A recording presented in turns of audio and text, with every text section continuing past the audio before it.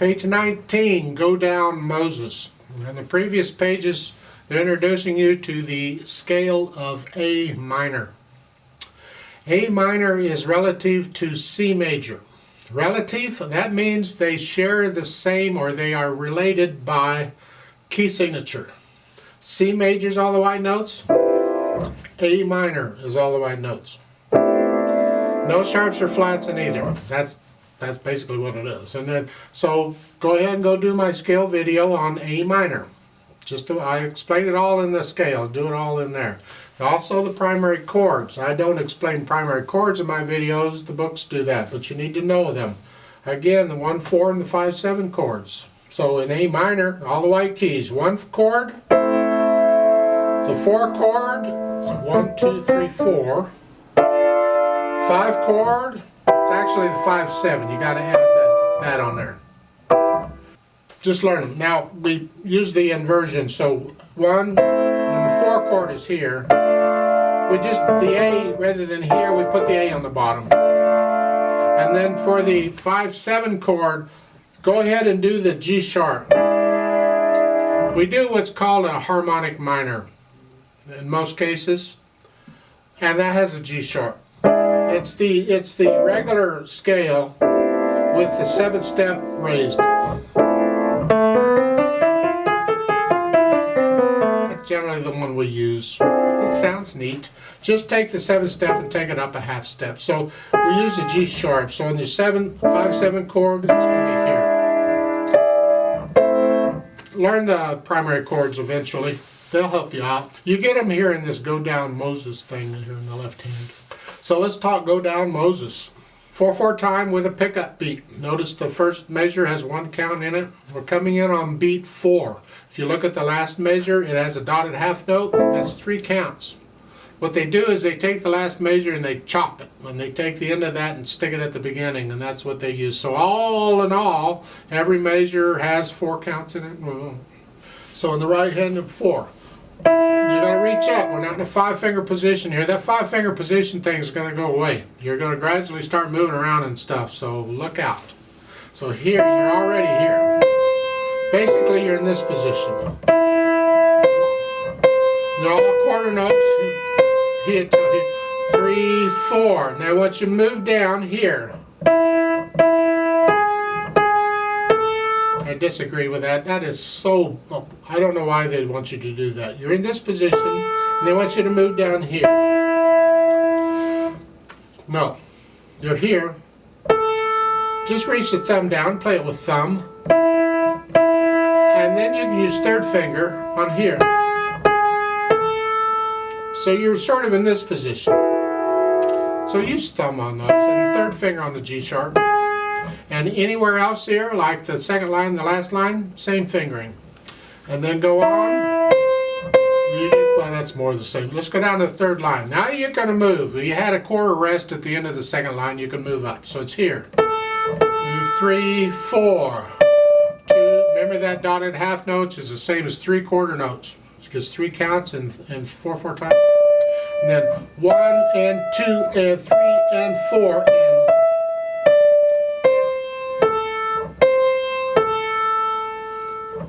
and then in the last line, now you got to come down. It's between slurs. You're going to lift up, move. There's other fingering we could use to prevent that, but this is good exercise. It's good for you to have to move occasionally. You're going to have to do it a lot before long. That's okay.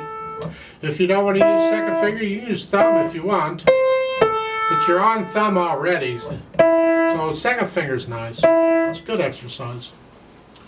Left hand's got these chords. The 1 chord, 4 chord, that's an A, a D, and an F. 4 chord, 1 chord, best you can. 2nd line is like that, and then 3rd line. And the 4 chord, and then you hear in the 5-7 chord.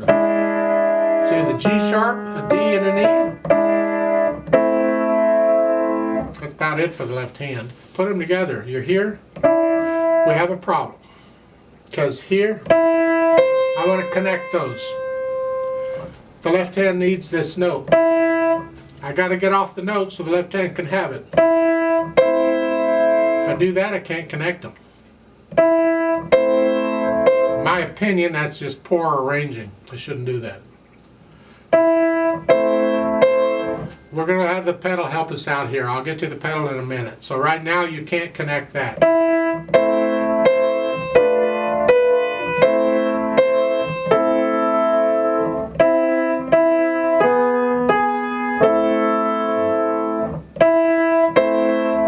So work this out, both hands, so you can play the rhythms and the notes in both hands.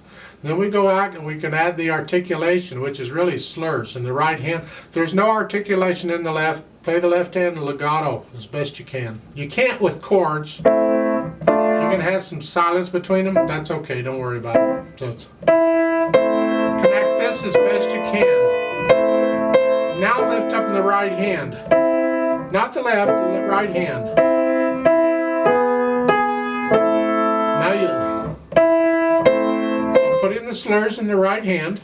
Play the left hand as legato as you can. Then we add the dynamics. Soft. That's the melody. You decide what soft you want. And you make the left hand softer than that. Some people get it backwards. They'll say, well, how soft can I play this? And they'll make the melody louder. The melody dictates. Play the melody soft. And you learn to play everything else softer than that. It takes practice. We want to hear the melody. There's a crescendo. You're going up to about a medium soft. Up just a little bit. Now you're medium loud. So in that crescendo, if you'd like, you could go up to medium loud. The problem is you'd be medium loud on the half note. And they don't want you medium loud until the quarter note. So on the half note, dotted half note, you're only about a medium soft. Now you're medium loud. And then at the end of the second line, you're coming back down to soft. That's the right hand that comes down to soft. The left hand has to get very soft. And then in the third line, now you're loud in the right hand. You're sort of loud in the left. We want to hear the right hand.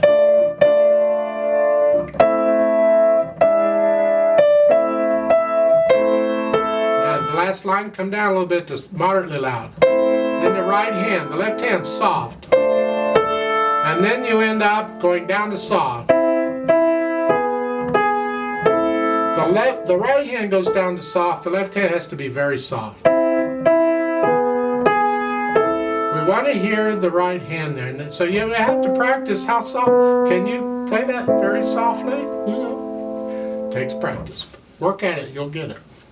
Then once you get all that, then we can add the pedal. See, we learn a piece without pedal first so we can hear everything and make the fingers do the work. We don't want pedal covering up what our fingers should be doing. Bad habit. So now we add the pedal and we can understand really the effect the pedal is having. Well, the pedal is going to help connect these left-hand chords. It's also going to add a lot of harmonics. It's going to add a lot of color to the tone. Now they're saying don't put the pedal down until the first measure. So you go here. And we'll put the notes down first and then the pedal. Here, and then when I change the pedal, I'm going to play the notes first and then change the pedal. Change the pedal means let the pedal up and push it down. This ensures there's always sound. It's all legato. The thing I need to change here is that first note. I want to connect that and I can't with the hands because the left hand needs it.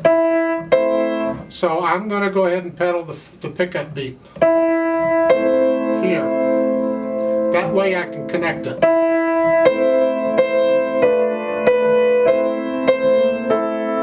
Now at the end of the slur, I'm going to lift the pedal up with the right hand because I want to hear silence. I want to hear the slurs.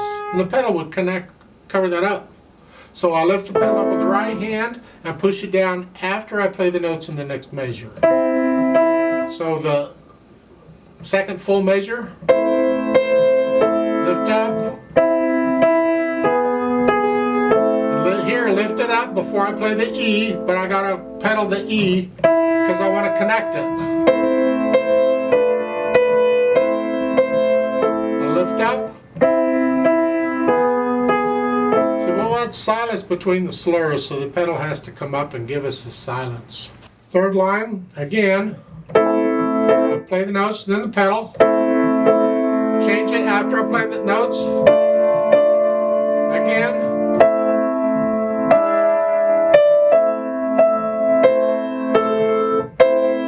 But at the end of the line, I lift it up before I go on, so there's silence. Again. Again, I want to hear the slur. So.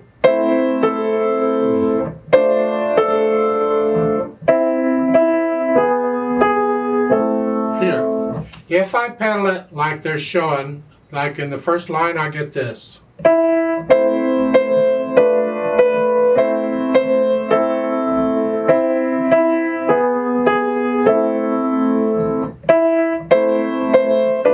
And the only difference I'm making is I'm connecting the E, and I want to hear the slurs in the first line, so I do it this way.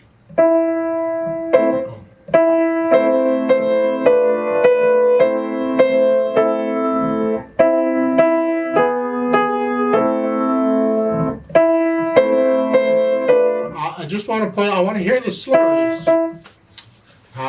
There's times when you don't need to hear the slurs, the silence between them. There's times when you will cover that up.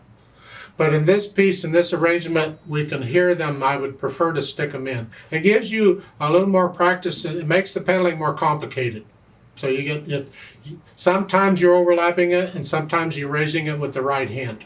When the right hand comes up, the pedal would come up with it. So lift it up with the right hand. The left hand, in theory, should stay down a little longer.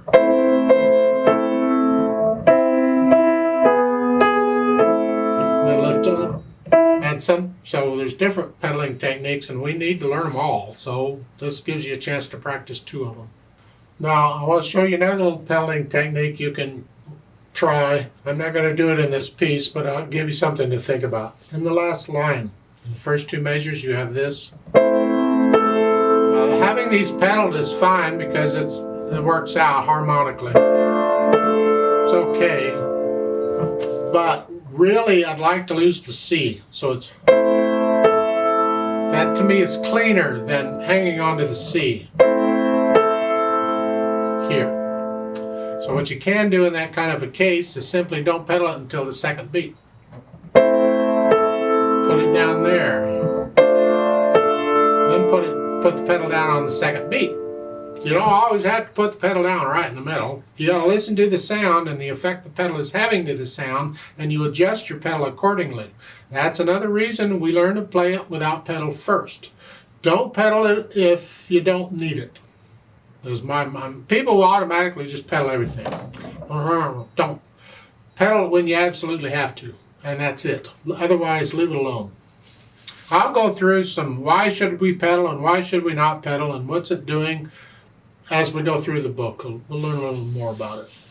I'd like to do a play with me on this. I'm not going to do the dynamics, and we're going to go really slow. We want to check notes and rhythms, but I will go ahead and pedal it the way I'm suggesting to pedal it so you can see that again if you need to. So I'm going to give us 3 counts because we come in on beat 4. So go ahead and put your hands where they go here. Kind of sharing that E. Let the right hand have it first, and then the left hand can have it. Don't fight over an E. So here we go. 1, ready, go.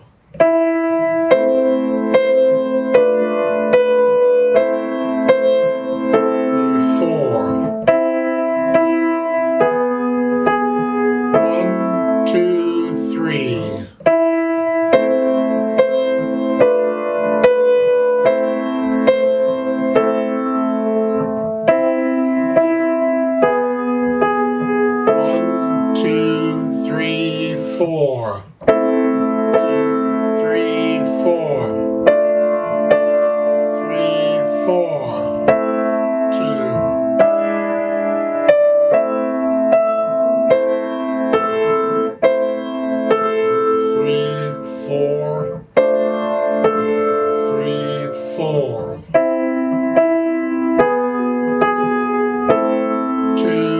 3 off.